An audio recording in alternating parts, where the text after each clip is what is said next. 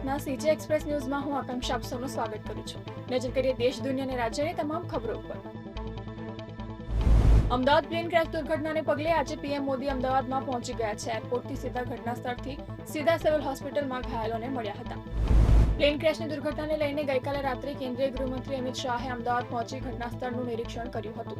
ઘટના બાદ ગુજરાત સરકારે ડિઝાસ્ટર મેનેજમેન્ટને સક્રિય કરી હતી. ભારત સરકારે સીઆરપીએફનો સંપર્ક કરી તમામ સાથે મળી બચાવ કાર્ય કર્યું હતું. અમદાવાદમાં થયેલા પ્લેન ક્રેશની દુર્ઘટનામાં પ્લેનમાં સવાર 242 લોકોમાંથી એકમાત્ર મૂળ દીવના યુવકનો ચમત્કારિક બચાવ થયો હતો. પણ તેનો કઈ રીતે આબાદ બચાવ થયો તે અંગે હજુ સુધી કોઈ જાણ નથી થઈ. પ્લેન ક્રેશ દુર્ઘટના બાદ સિવિલના કસોટી ભવનમાં ડીએનએ ટેસ્ટ માટે મૃતકોના સ્વજનોની લાઈન લાગી હતી. તે સિવિલમાં 72 કલાક બાદ રિપોર્ટ મળશે તેનું બોર્ડ મરાયું છે. જોકે મૃતદેહોની ઓળખ માટે 1000 ડીએનએ ટેસ્ટ થશે. 3 દિવસ પછી ટ્રોમા સેન્ટરમાંથી રિપોર્ટ મળશે.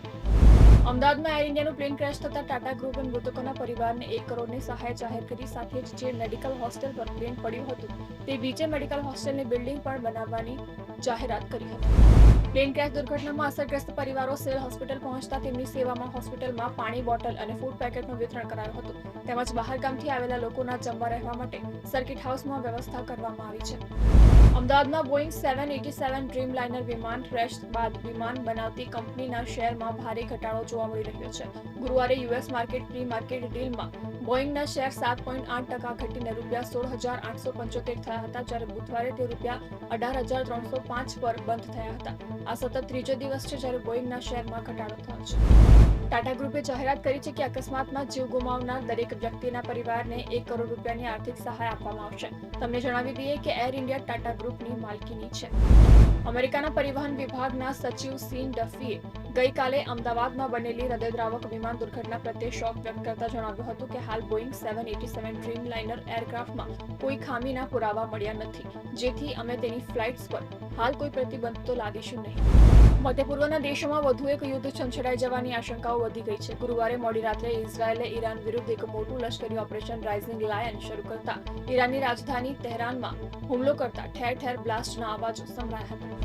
ઇઝરાયલ અને ઈરાન વચ્ચે વધતા તણાવને ધ્યાનમાં રાખીને ભારતીય દૂતાવાસે ઈરાનમાં રહેતા તમામ ભારતીય નાગરિકો માટે એક એડવાઇઝરી જારી કરી છે. ભારતીય દૂતાવાસે કહ્યું છે કે બધા નાગરિકોએ સતર્ક રહેવું તેમજ ઇઝરાયેલી અધિકારીઓ અને હોમ ફ્રન્ટ કમાન્ડ દ્વારા જારી કરાયેલા સુરક્ષા માર્ગદર્શિકાનું સંપૂર્ણ પાલન કરવું. સાસ ભી કભી બહુ થી ની બીજી સિઝન આગામી તારીખ 3 જુલાઈથી ઓન એર થાય તેવી સંભાવના છે. એકતા કપૂરના પિતા અને પીઢી એક્ટર જીતેન્દ્રનો પણ આ વખતે એક કોમિયો હોવાનું ચર્ચાઈ રહ્યું છે. બોલિવૂડ અભિનેત્રી કરિશ્મા કપૂરના એક્સ હસબન્ડ અને બિઝનેસમેન સંજય કપૂરનું આજે ઇંગ્લેન્ડમાં નિધન થયું.